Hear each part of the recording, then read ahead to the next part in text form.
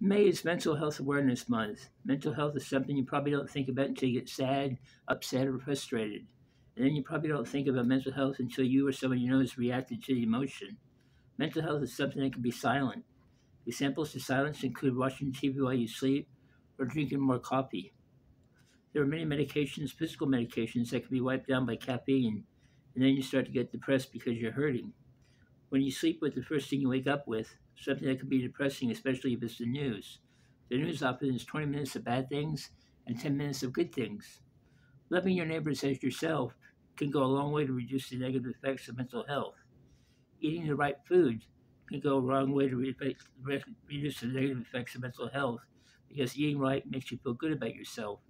Sleeping on a regular schedule can reduce the negative effects of mental health because you wake up refreshed and feeling good.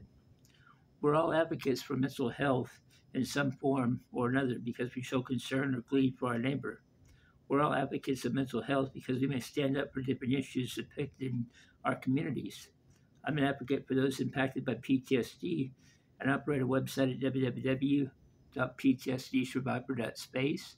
That's ptsdsurvivor.space. About 8% of the people in the United States suffer from PTSD. That's about the entire population of Texas.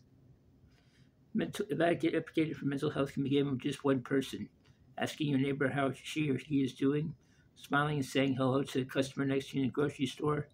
Those things make them feel good and appreciated. We can also be advocates for mental health by speaking up for issues related to mental health to our elected leaders. One of the issues now is the new 988 number, which is set to roll out July 16th of 2022. So far, only 4 states have passed legislation to fund 988 call centers.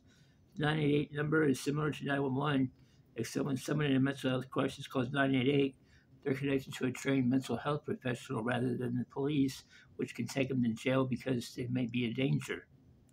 We can all be advocates for mental health by taking a class session in QPR, which stands for Question, Persuade, and Refer, and can help reconnect someone to a suicidal person to the necessary resource, professional, or facility that can help someone in crisis. Today is the day for us to make a change in mental health. And once again, it can be in the form of loving your neighbors, yourself, or writing a letter to your elected leaders and state about related issues. Today is the day for us to make the difference. It begins with you. It begins with me. Together, we can make a change.